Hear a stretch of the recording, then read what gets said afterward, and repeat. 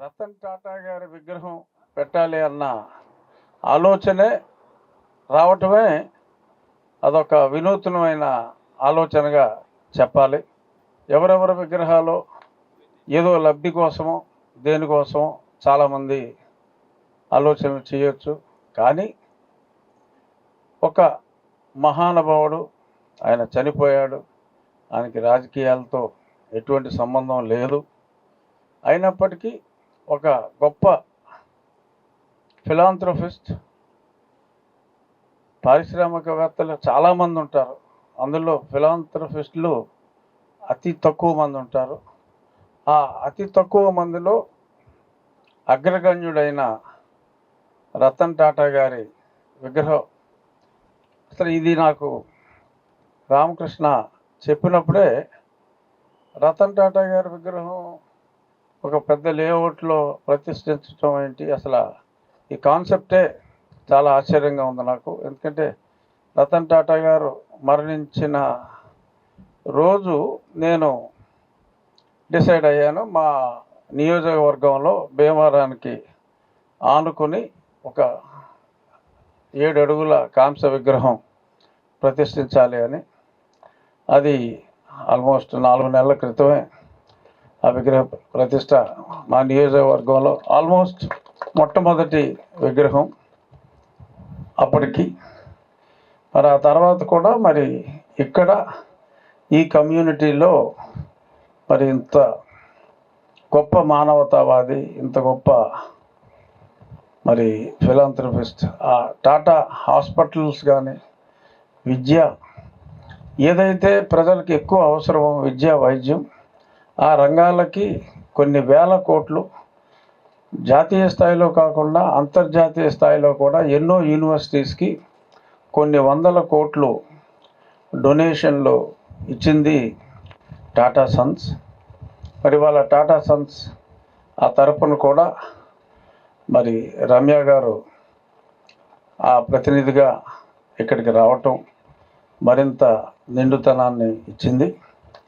ఇటువంటి మంచి నిర్ణయం తీసుకున్న, ఎందుకంటే మంచి మనుషుల్ని, మంచి మనసున్న వాళ్ళే గౌరవించగలరు. మరి అటువంటి మంచి మనసున్న ఈ ప్రమోటర్స్కి అంతా మనం ఏదో దేవుడి బొమ్మ పెట్టి దేవుడికి పూజ చేసి అంతా శుభమే జరగాలని మామూలుగా కోరుకుంటాం. రతన్ టాటా గారి విగ్రహ ప్రతిష్టాపన జరిగిన ఈ ప్రాంతం కూడా బాగా వృద్ధిలోకి వస్తుంది అనటంలో ఎటువంటి సందేహం లేదు.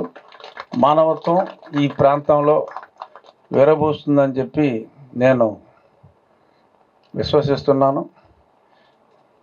అందరికీ, ఇక్కడ ఉంటున్న వారికి, ఈ మంచి ప్రాజెక్ట్ చేపట్టిన వారికి కూడా మంచి జరగాలని మనస్ఫూర్తిగా కోరుకుంటూ, పద్మవిభూషణ్ అవార్డుతో, అంటే ఆయన బ్రతుకున్నప్పుడే పద్మవిభూషణ్ అవార్డు వచ్చింది, కానీ ఖచ్చితంగా ఎప్పుడో 4 years బ్యాకే నేను రతన్ టాటా గారికి ఆయన జన్మదినం రోజు భారతరత్న ఇవ్వాలని చెప్పి అప్పుడు ప్రధానమంత్రి గారికి లేఖ రాయటం జరిగింది. ఆ తర్వాత ఇంక మరింత కొన్ని కోట్ల మంది కూడా అదే డిమాండ్ చేశారు. ఇన్ని కోట్ల మంది ఆయన పేరులోనే రతన్ ఉంది. ఇన్ని కోట్ల మంది కోరుకుంటున్నారు కాబట్టి ఆయనకి భారతరత్న, ప్రజల హృదయాల్లో ఆల్రెడీ ఆయన భారతరత్నగా ఉన్నారు. ప్రభుత్వం కూడా గుర్తిస్తే ఈయనకి కొత్తగా వచ్చే మంచి పేరు ఏమీ లేకపోయినా ప్రభుత్వానికి మంచి పేరు తెచ్చుకోవడానికి రతన్ టాటా గారికి భారతరత్న ఇచ్చి ప్రభుత్వం తనను తాను గౌరవించుకోవాలి అని కోరుకుంటూ, ఇంత చక్కటి కార్యక్రమానికి నన్ను ముఖ్య అతిథిగా ఆహ్వానించినందుకు లోటస్ ఇన్ఫ్రా టీంకి నా హృదయపూర్వక, ఎందుకంటే చాలా ప్రోగ్రాములకు వెళ్తూ ఉంటాం, ఎంతమంది వచ్చారన్నది కాదు, ఆ ఆలోచన గొప్పది.